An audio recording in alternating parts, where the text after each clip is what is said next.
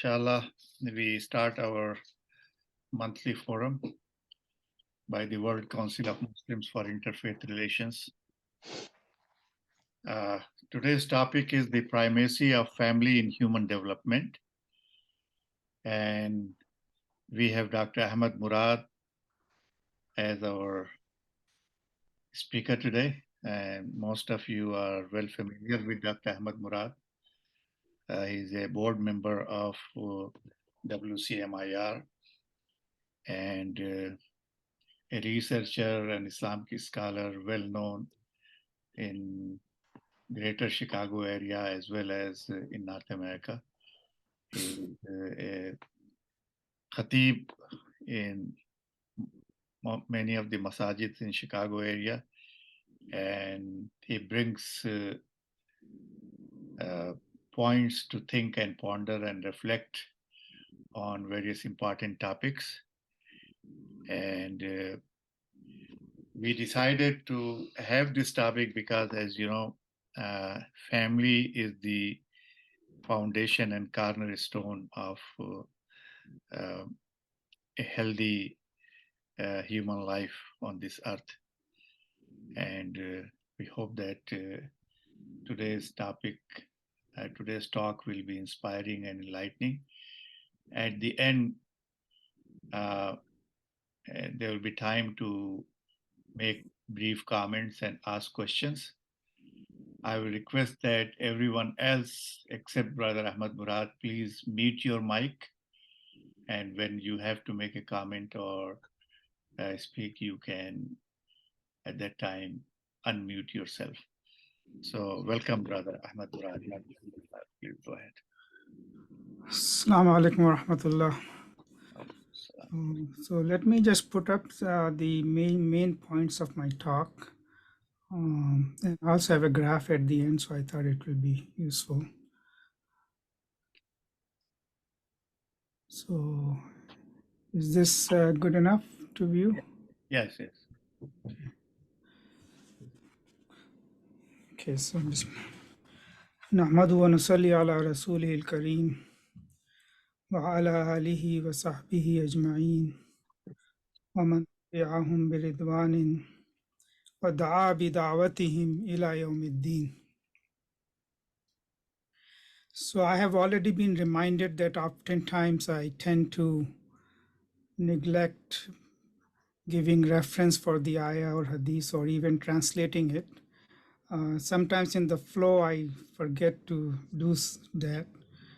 So please feel free if you just want the reference or if you just want the translation, if I miss it, then please feel free to just ask at that time. You can interrupt me for that purpose. Other than that, I would suggest we hold our discussion until the end of the talk.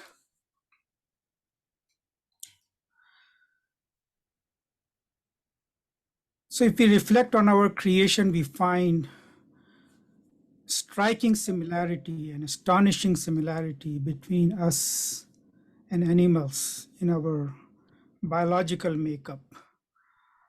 If you cut open an animal, the same red blood flows from it, the same nervous system operates in it, the same circulation system operates in it, the same digestive system operates in it.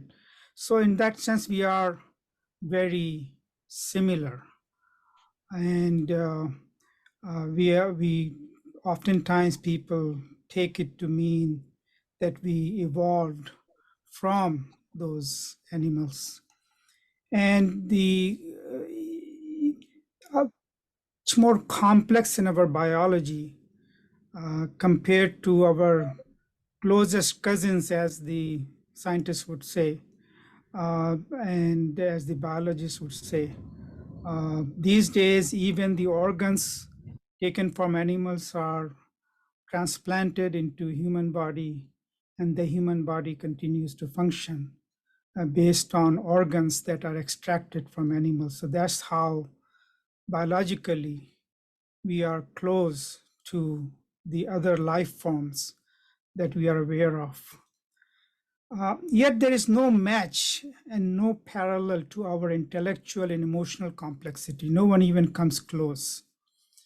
Our ability to think, our ability to strategize, our ability to discern for ourselves is at a level which I think there is no one can ever show an evolutionary process in it. There's no evolutionary process in it. There's a sudden jump that we human beings make from a scientist's perspective in terms of our emotional and intellectual makeup, which is not tangible, but it is there. And we all live with it, we all feel it, we all understand what it means. And we are not, the other distinction that I think we carry is that we are not born equipped with all skills of survival like animals.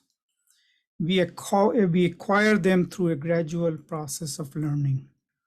And that gradual process of learning what enables us to deal with the life, with this world, with our surroundings, with our interactions, with the rest of the creation that Allah subhanahu wa ta'ala has created. A bird makes its nest same way as it did 50, 100,000 years ago, before even the historical appearance of Homo sapiens on this earth, as is researched by the scientists. A bird is born to make that intricate nest for itself using single straws that I don't think any of us is capable of doing that. I mean, it's born, it is given that ilham through its creation, and no one teaches it. No one teaches a bird. Its parents don't teach it. Its companions don't teach it. It doesn't go out and learn and develop that skill. It's born with that skill, just like people are born to be able to see or hear. I mean, the birds are born to be able to make their homes. And they are making their homes the same way they made 50, 100,000 years ago. There's no progress in it. There is no gradual evolution in it in terms of acquiring better and better skills to do it. The same skill that belonged to the bird 100,000 years ago, 500,000 years ago, still belongs to the same bird in the same way. Its characteristics have not changed. But when you look at human societies and human history, you find that we have this idea of development. The idea of progress is very uniquely human.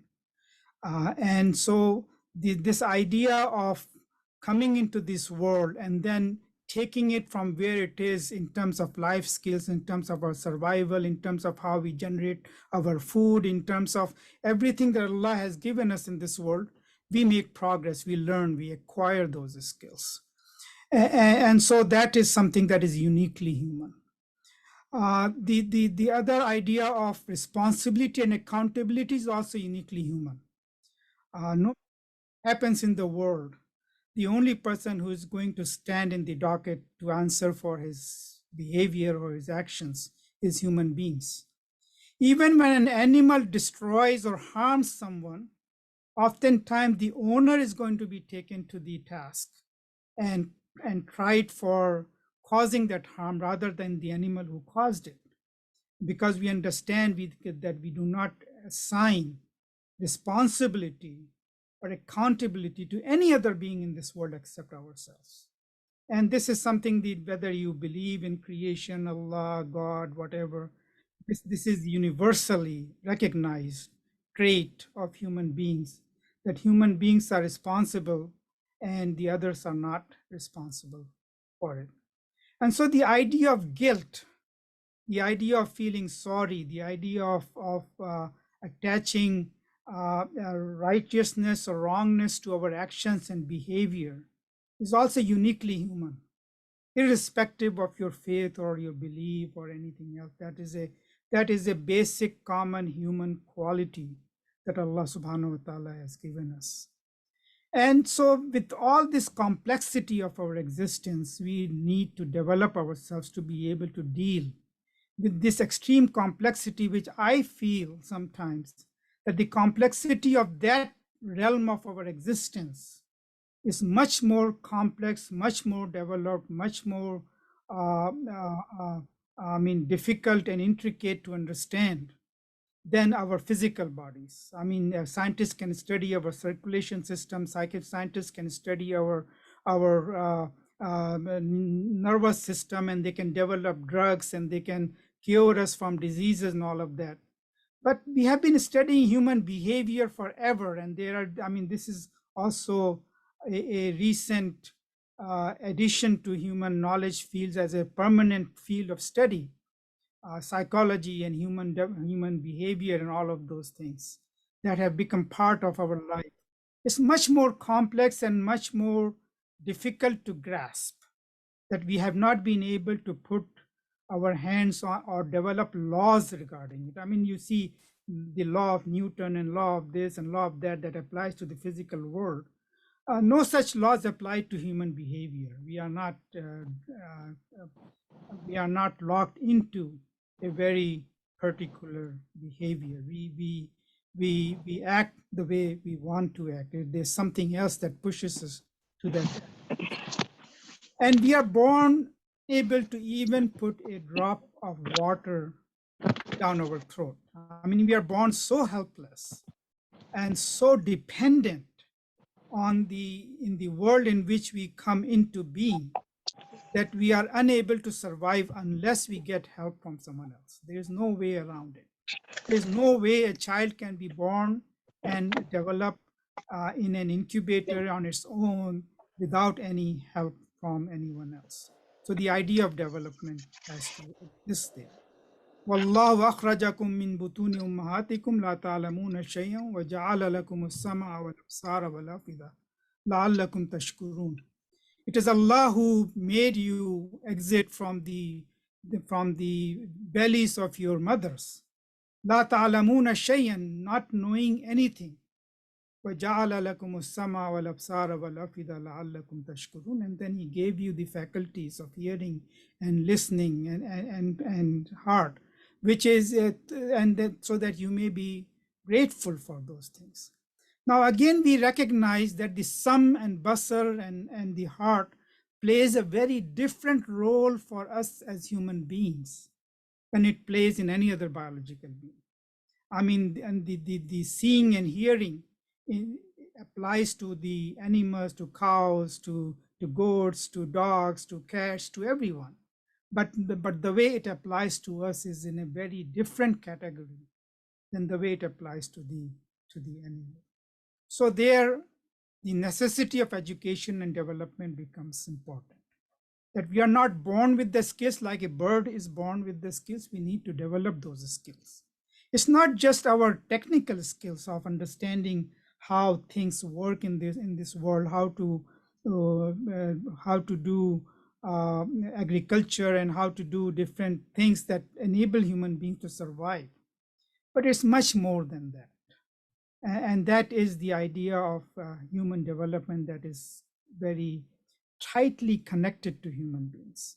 وَنَفْسٍ وَمَا سَوَّاهَا فَأَلْهَمَهَا فُجُورَهَا وَتَقْوَاهَا قَدْ أَفْلَحَ مَنْ زَكَّاهَا وَقَدْ خَابَ مَنْ دَسَّاهَا. And so the وَنَفْسٍ وَمَا سَوَّاهَا, the nafs and how it is formulated by the one who formulated it, that is our biology. That is our nature of our creation. And then Allah subhanahu wa ta'ala builds a layer on top of it. That layer is فَأَلْهَمَهَا فُجُورَهَا وَتَقْوَاهَا قَدْ أَفْلَحَ مَنْ زَكَّاهَا وَقَدْ خَابَ مَنْ دَسَّاهَا. So that idea of constant improvement, constant learning, constant development is attached to us. We are lifelong students in this life. We never ever reach a point where we think we are competent enough to deal with life. We are always looking for more education, more learning, more things that can teach us how to deal with that thing. So in that, the necessity of development is certainly something that we can all fully understand. And it is more important in the realm of the non-physical existence of us. These days there's a buzzword that goes around in many circles, which is the emotional intelligence, that we need emotional intelligence to be able to deal with life. And that emotional intelligence requires development, that requires us to develop that skill to be able to deal with our thought processes, with our emotions, with our anger, with our happiness, with our sadness, with whatever feelings we generate as a result of our observations in this world, or whatever feelings we develop as a result of our interactions with this world.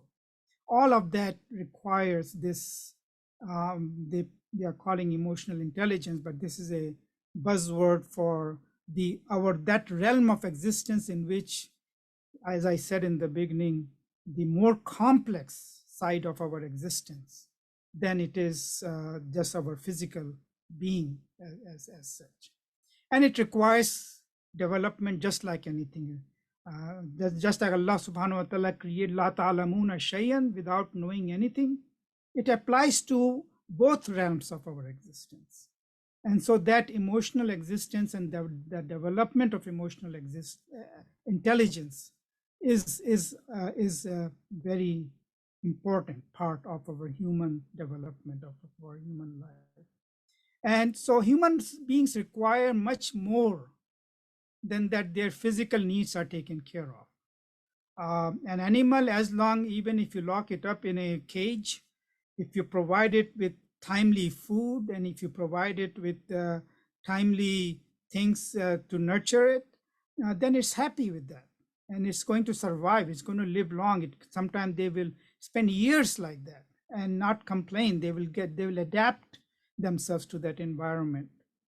But human beings never can be, their needs can never be met just through the physical needs. I mean, you can go out and read certain biographies of the very rich people who provided their children with everything, and they grow up lacking something.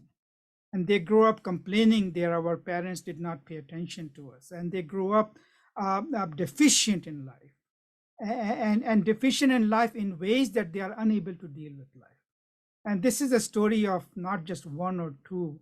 I think if you search for, I don't have any references right now for particular books, but if you look for rich kids, what they write sometimes in terms of how their family dealt with them, you will understand that how they felt something was completely missing from it. And so then I come next to my next point, is the importance of family in that development. The only system that has ever worked is family, and it cannot be relegated to individuals. It cannot be relegated to state institutions. It cannot be relegated to professionals. It cannot be relegated to trained social workers. It's the system through which Allah subhanahu wa ta'ala created us, because this was our need. This was our need, that He created us in this fashion. وهو الذي خلق من الماء بشرا فجعله نسبا وصهرا وكان ربك قديرا. He is the one who created you from water, the initial creation. وبشرا, that's the biological creation. فجعله نسبا وصهرا وكان ربك قديرا. And then He created for you this lineage of hierarchical relationship, of historical hierarchy as well as relational hierarchy. Wasehra, and through marriage, that you come into being and you develop these relationships in there, this kinship that you develop through human beings. It's an essential part of the creation. It's the primary foundational part of the creation. It's not an institution that come into being as a result of a thought process of human beings, as sometimes it is described in the modern social trends, but it is the essential foundational institution in which human beings are made. And Allah subhanahu wa ta'ala also gives example of prophets who were the perfect models for humanity. About them, when He describes them, it says, وَلَقَدْ أَرْسَلْنَا رُسُلًا مِّن قَبْلِكَ وَجَعَلْنَا لَهُمْ أَزْوَاجًا وَذُرِّيَّةً. That we sent messengers before you, and we created for them their spouses and their progeny. And so this idea of family, of this institution of family, is an essential primary institution that Allah subhanahu wa ta'ala has given us to deal with our development, our learning process with the complexity of our creation, not as a biological being, but as this other realm of our existence that is completely dependent on this institution. I mean, as if it was just a matter of food and nutrition, it could have been taken care of without this complexity of relations. I mean, there's no need for this complexity of relations. There are plenty of animals who live based on that fulfillment of those needs, and they don't need anything beyond that. But human beings require something much more than that. And so you find that when you enter into Quran and if you look at its ahkamat, its injunctions, I think majority of it is related to societal and family relationships. Family relationships extend from family to extended family to the society, to the world, to the humanity. And these are all hierarchies that flow from that primary institution. And so the gender equity, the marriage and divorce, conflict, and all of those commandments that Allah subhanahu wa ta'ala gives us are related to this primary institution of family. It has such an importance. I mean, if you compare to injunctions that apply to human beings in all of them collected together, then you will find that the family takes the primary space in those injunctions in terms of dealing with life, in terms of etiquettes of relationships, in terms of gender relationships, in terms of divorce and marriage. And it goes into sometimes very minute details about what you can do, what you cannot do, compared to you would think that what's the need of that in this foundational book that deals with the basic theory and basic principles. And so this is something that is historically was part of revelations that Allah subhanahu wa ta'ala sent. وَإِذْ أَخَذْنَا مِيثَاقَ بَنِي إِسْرَائِيلَ لَا تَعْبُدُونَ إِلَّا اللَّهَ وَبِالْوَالِدَيْنِ إِحْسَانًا وَذِي الْقُرْبَى وَالْيَتَامَى وَالْمَسَاكِينِ وَقُولُوا لِلنَّاسِ حُسْنًا. And all these injunctions of when Allah subhanahu wa ta'ala took a pledge from the Bani Israel that you will not worship anyone but Allah. That's the primary value. And then وَبِالْوَالِدَيْنِ إِحْسَانًا وَذِي الْقُرْبَى وَالْيَتَامَى وَالْمَسَاكِينِ وَقُولُوا لِلنَّاسِ حُسْنًا. And so this encompasses all the relationships of human beings, and the primary relationship starts with the walidain. That's where a person is born. It's through his walidain that he comes into existence in the world. They are his primary contact, and they're also the one who are responsible to make him strong enough that he's able to think, he's able to react, he's able to take food to his mouth on his own without needing any help. وَبِالْوَالِدَيْنِ إِحْسَانًا وَذِي الْقُرْبَى وَالْيَتَامَى وَالْمَسَاكِينِ وَقُولُوا لِلنَّاسِ. And then comes أَقِيمُوا الصَّلَاةَ وَآتُوا الزَّكَاةَ.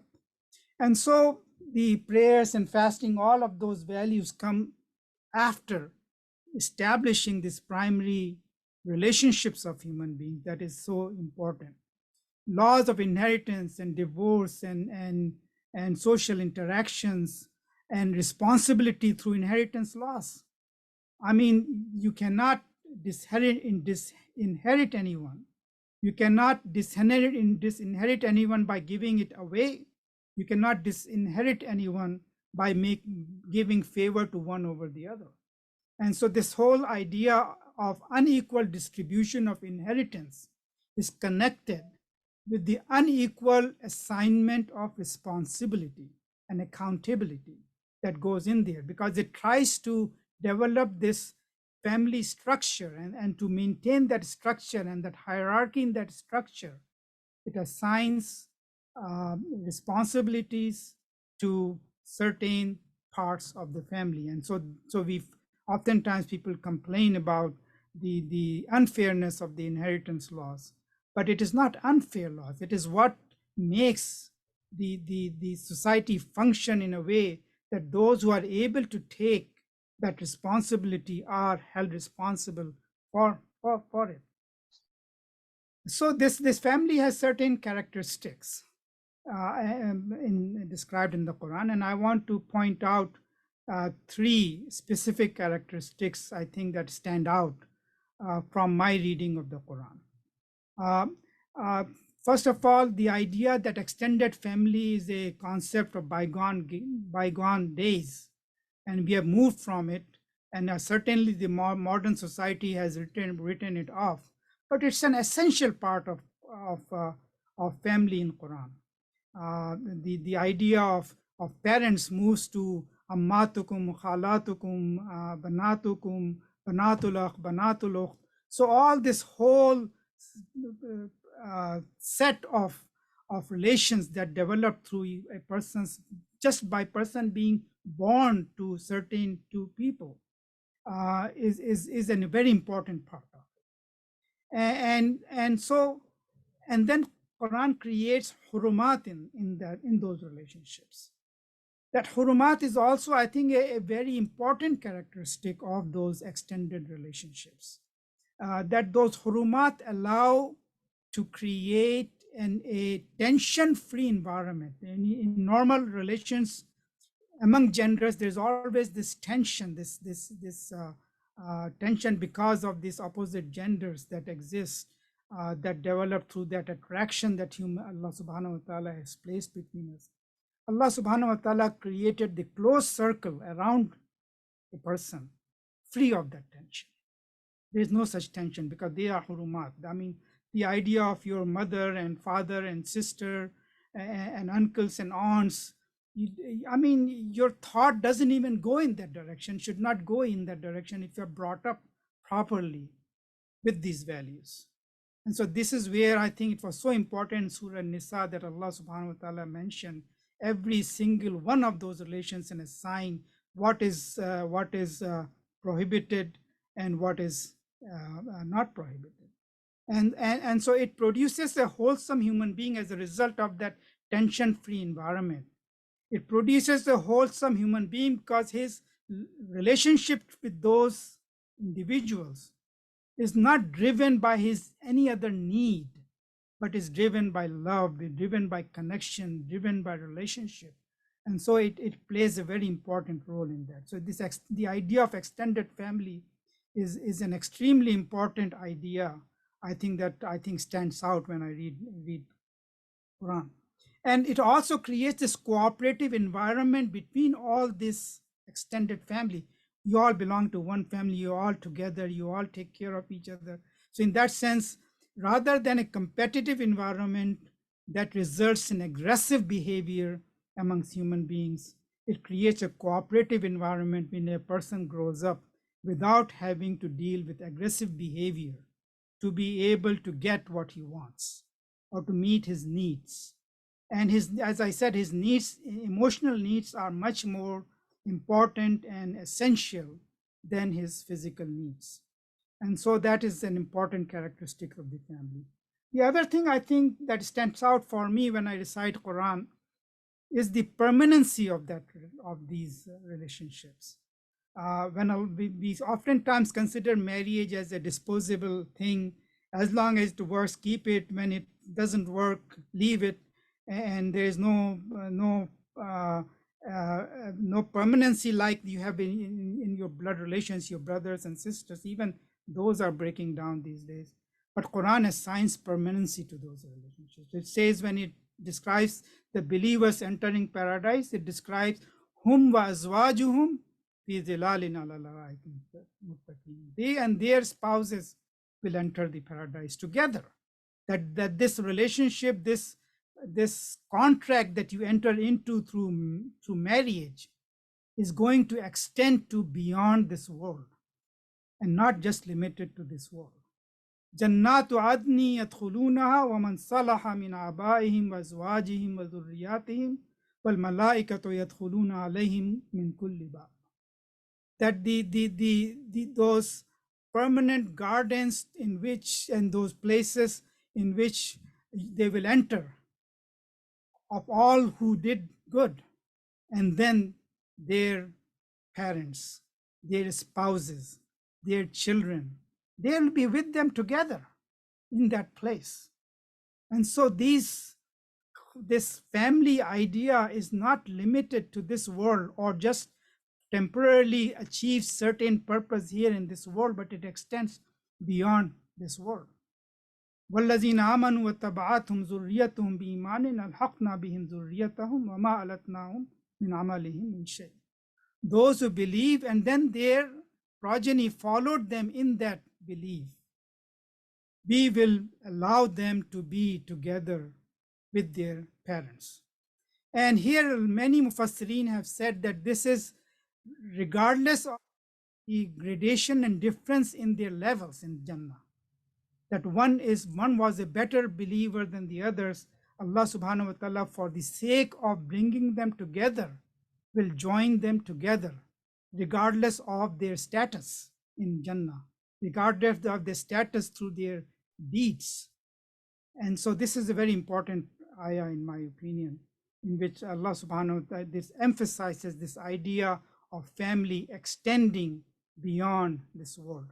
And not only in Jannah, but even for the wrongdoers, Allah subhanahu wa ta'ala says, "Uhshuru alladhina zalamu wa azwajahum wa ma kanu ya'budun."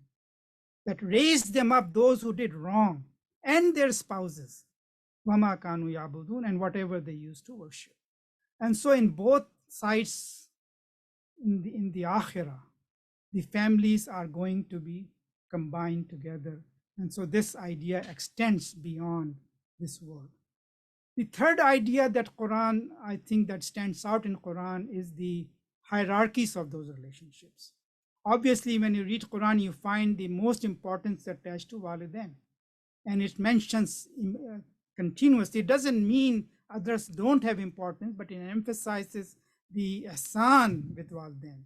Ihsan meaning going beyond the duty that you have, going beyond what will be considered equal and fair, that you will deal with them in certain ways. It goes even to the extent that وَلَا تَقُولُوا أُفٍّ لَهُمَا, that don't even feel frustrated by anything that they say or they do. And so this is the principle that is also explained in a hadith, where the principle of al-aqrab fal-aqrab is an important principle. And the other ayah, I didn't write it down right now, but I think it's in Surah Tawbah or Anfal, where when Allah subhanahu wa ta'ala created the akhuwa of Muhajirin and Ansar, and they started to treat them as their equal blood relation, almost sacrificing everything for each other.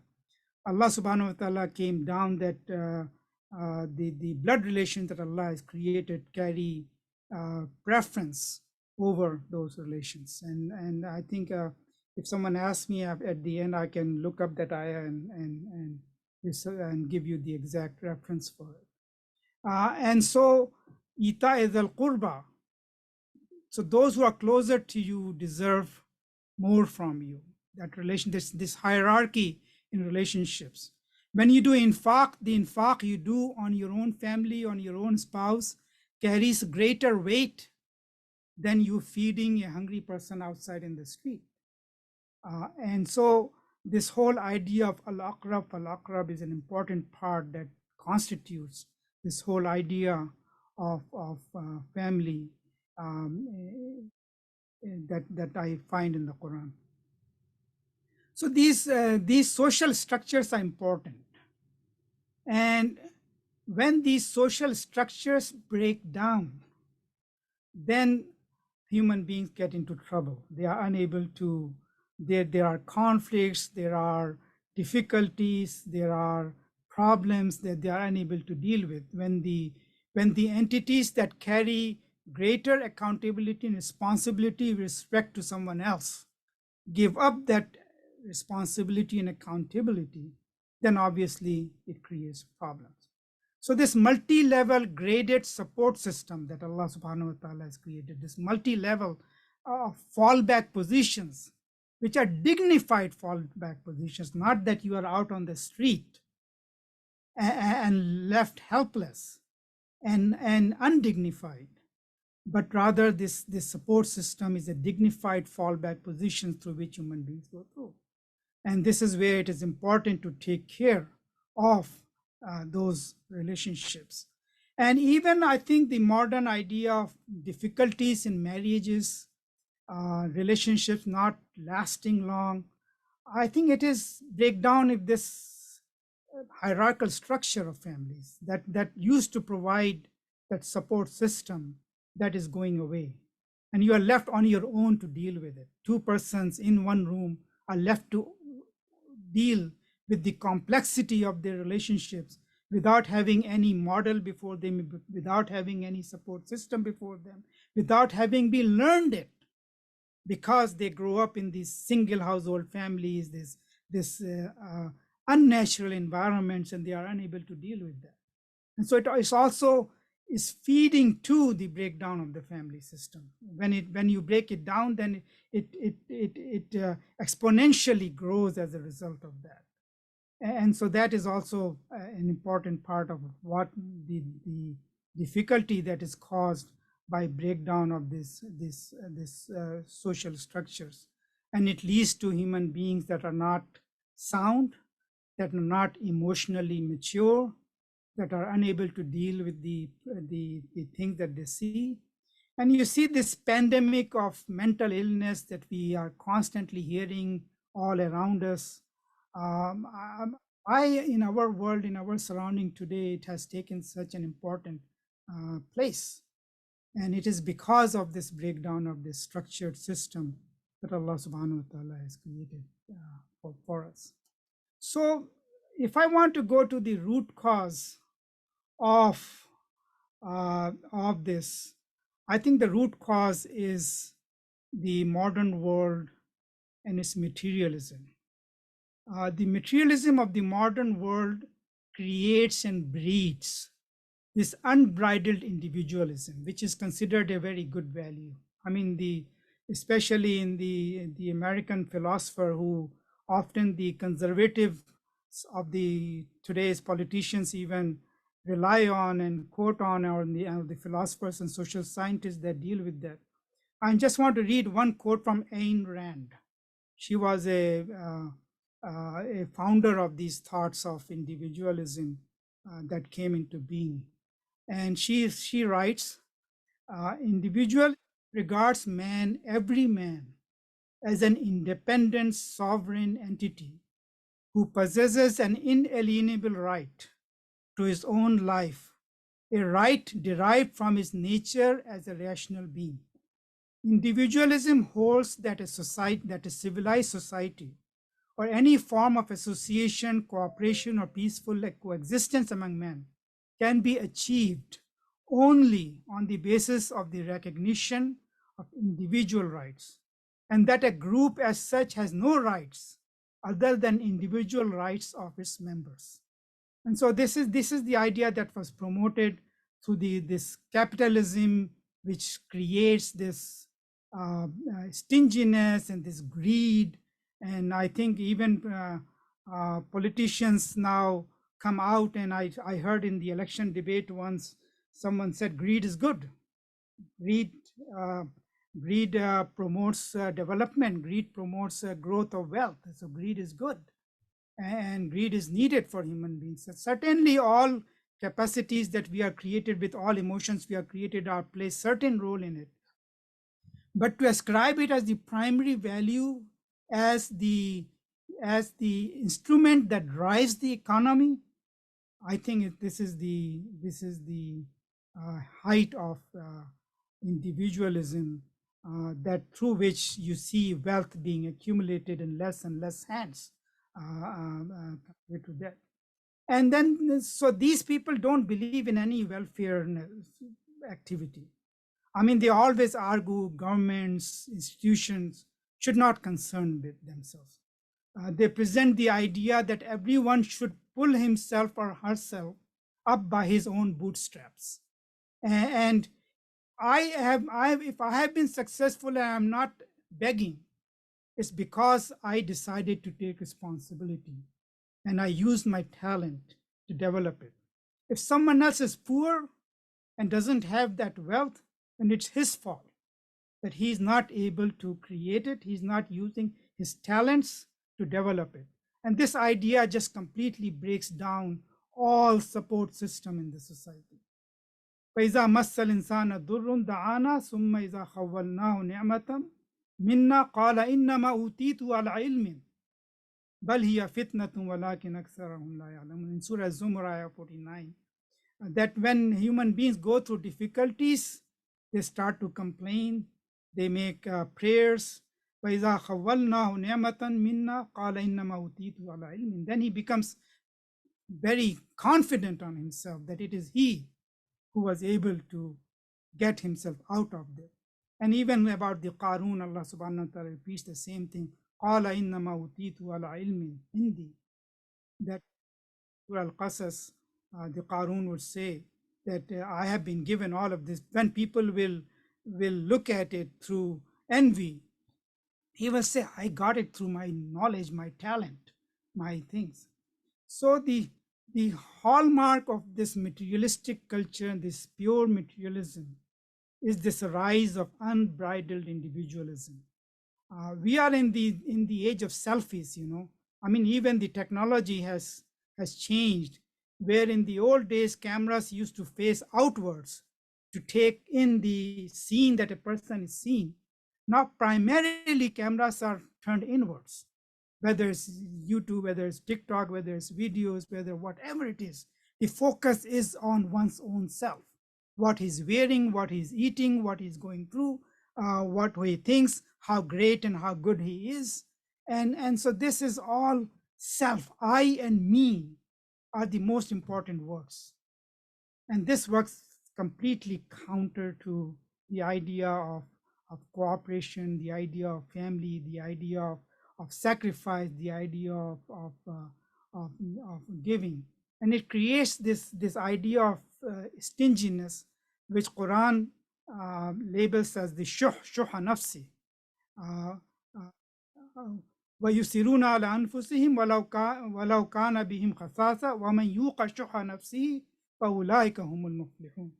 That the path to success is to be able to free oneself from this tightness and this stinginess that one develops in his mind, where his own interest, his own benefit, his own well-being, his own survival is the primary value that is attached. And this is all a result of this materialistic capitalist society that is creating it incites bloodshed and bloodshed. It creates all this movements against migrations and immigrants and all of that, and this tries to capture as much as possible for its own self, and it creates all this conflict in the society where every segment of the society is pitted against the other segment. There's the hadith in Sahih Muslim in which Prophet ﷺ said, "Ittaqu zulm, inna zulma zulumatu yawm al-qiyamah, wattaqu shuh, fa inna shuhha ahlaka man kana qablakum, hamalahum ala an safaku dima'ahum, wastahallu maharimahum." That fear from doing zulm, causing zulm, because he thinks zulm is going to create one of the darknesses for you in the Yawm al-Qiyamah, on the Day of Judgment. But taqushuh, and be afraid getting into stinginess in your heart. فَإِنَّ الشُّحَ أَهْلَكَ مَنْ قَالَ قَبْلَكُمْ, because it destroyed people before you. حَمَلَهُمْ عَلَىٰ أَنْ سَفَكُوا وَاسْتَحَلُّوا مَحَارِمَهُم, and it made them, it moved them into shedding blood, fighting, conflict, and to make what is not permitted for themselves, because they are so driven by their selfish thoughts and selfish attitudes, and it takes you to that. And so that so that also leads to the other side of that selfishness, is this hedonism, this seeking pleasure and luxury and environment and entertainment all the time. And one of the ideas that I think is in Quran, and also I think when I reflect on it, I need to develop it a little more, is that the idea that this pleasure seeking and creates doubts in human beings, doubts that destroy all permanent values, all God given morals and ethics in human society. And I think one of the best things I found, I think I was once reading the Muqaddimah of Maqamat Hariri, which is a literal book just to learn Arabic. And there in his Muqaddimah, he writes a prayer and it says, Nastaghfiruka min sawqi shahawati ila suqi shubuhat. That, oh Allah, I seek forgiveness from you that my desires will drive me to the market of doubts. That this following one's desires, one's shahawat, will lead you to creating this doubt, because without creating doubt he cannot indulge in it, because his heart, his mind, his intellect is going to inhibit him from entering into it. His rationalism with respect to his understanding of the values will push him away from those things. But when he wants to follow his own desires, then he gets into an age of doubt. So we see we have entered into an age where nothing is reliable anymore. News is not reliable. Speech is not reliable. What a newspaper is writing is not reliable. The reviews you read for products are not reliable. Nothing is reliable. You don't know where it's coming from, who is guiding it, how, from what, where it is growing. And so this self-gratification creates this doubts, and these doubts break away the permanent idea of permanent values from our minds. And this is also, I think, is an important aspect of that. And so this hedonism also creates another thing in our modern society, and that is the corruption in our gender system, in our attitudes. I mean, we move from two genders to same sex to fluidity to non-binary to being, it doesn't matter, today I'm man, tomorrow I can be a woman, and it makes no difference to anyone.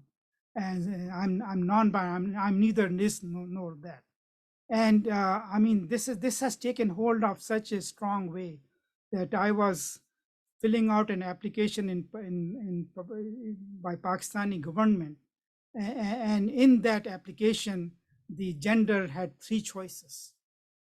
And so this is the idea that is moving globally around, and it's striking at the basic nature of human beings that Allah subhanahu wa ta'ala describes when he says, Subhanalladhi khalaqa al-azwaja kullaha mimma tunbitu al-ardu wa min anfusihim wa mimma la ya'lamun. We understand this binary nature of the world. We understand in plants, we understand in animals, we understand it even in physical world to protons and neutrons and negative and positive energies and elements and all of that. We understand it in physics, we understand it in chemistry, but human beings are destroying those standards with respect to our own humanity and our own creation. وَمِن كُلِّ شَيْءٍ خَلَقْنَا زَوْجَيْنِ لَعَلَّكُمْ تَذَكَّرُونَ فَفِرُّوا إِلَى اللَّهِ. That idea of min kulli shayin khalaqna zawjayn is important idea to be able to move towards Allah. And so fafirru ilallah, then you should run towards Allah. And as a necessary consequence of this breakdown of human relations, that connection that binds us, that makes us human, are all breaking up. And you see these conflicts all around us everywhere in the world. And it results in a situation in which Allah subhanahu wa ta'ala says, الَّذِينَ يَنْقُضُونَ عَهْدَ اللَّهِ مِنْ بَعْدِ مِيثَاقِهِ وَيَقْطَعُونَ مَا أَمَرَ اللَّهُ بِهِ أَنْ يُوصَلَ وَيُفْسِدُونَ فِي الْأَرْضِ أُولَٰئِكَ هُمُ الْخَاسِرُونَ. That they are the ones who break those connections, those relationships, those covenants that Allah subhanahu wa ta'ala has enjoined that they be joined. And as a result, what is the consequence of this? They are the ones who are causing fasad, who are causing this whole society not content with itself and constantly at each other's throat, The polarization that we see constantly rising in the world is all a result of loss of these. In the modern family, I think nothing in the that I can find in the history of human beings where we find children turning into becoming criminals, children being tried as adults for crimes of murder. I mean, this is certainly. If you look at, the in advertisement industry, when someone wants to project purity and someone blameless and some picture of it, what picture they will put forward? Picture of a child, a face of a child. This is the masoom. This is the pure. This is what they project, because there's no other idea of that. But here the juvenile centers are getting filled up uh, because as the result of breakdown of families, the society considers foster homes more compassionate place than their real parents. And there is some statistic. I mean, this is a some statistics I copied. Like, this is from 1999 from Newsweek. I mean, you will be surprised. First of all, the age of children who are murdered, but the most surprising part was that 56% of the children who are murdered in young age are killed by their own parent, one or the other. How? I mean, it's not a thief or a person coming from outside who's killing them, it's the parents themselves. And we lament the Quraysh and the Meccan societies in which they used to bury their children alive. I mean, what is this? And even more surprising, this is from 2000, 2006, and they reference Department of Health and Human Services, that 70% of the children are murdered by their mother, not even their father. I mean, can you imagine that when Prophet ﷺ wanted to compare Allah's mercy to on this earth, he pointed to a woman who was carrying her child and he said, "Do you think this woman will ever throw her child into hellfire?" I mean, these were the standards, these were the epitones. They are all completely gone now as a result of this breakdown of families and breakdown of this. So the children are being criminalized. And the only solution that the society has, a penal system. Keep making it stronger and stronger. Keep applying it to younger and younger. Where is it going to end? Because that emotional stability that allows a person to deal with life, the basic institution for that is family. So the rate of incarceration in the Western society is higher than the rate of incarceration in those societies in which you think they just pick up anyone from the street and put him into the jail. There are more incarcerated people per 100 persons in the United States than they are in Russia, than they are in China, than they are in India. I mean, can you imagine what is happening there? And with all the talk of hijab as a suppression for women, sex trade is so rampant in the society all around us, and sex tourism that exists in the society. This whole idea of all that. I mean, this is all a result of complete breakdown of everything that, and going against the our basic nature as a human beings, as a humanity. And there is no solution to it. There's no institution that can take care of it, no philosophy that can answer this call, because with the modern science and social scientists and everything else, and with allowing freedoms and recognizing whatever anyone wants and everything needs, the problem is not getting solved. Problem is getting worse day by day. And people fail to recognize that we are not solving, we are not getting better. I mean, the idea of progress, I mean, we is assigned these different elements. I mean, oftentimes I study and I see people blame industrialization. of the society as the common thread that broke down that family system. I don't think it's industrialization. It's the breakdown of these values that has resulted in that. It is not economic freedom. It is this individualism and greed and selfishness that is breaking the system down. And that is creating all this other byproducts of it in terms of gender mix up, in terms of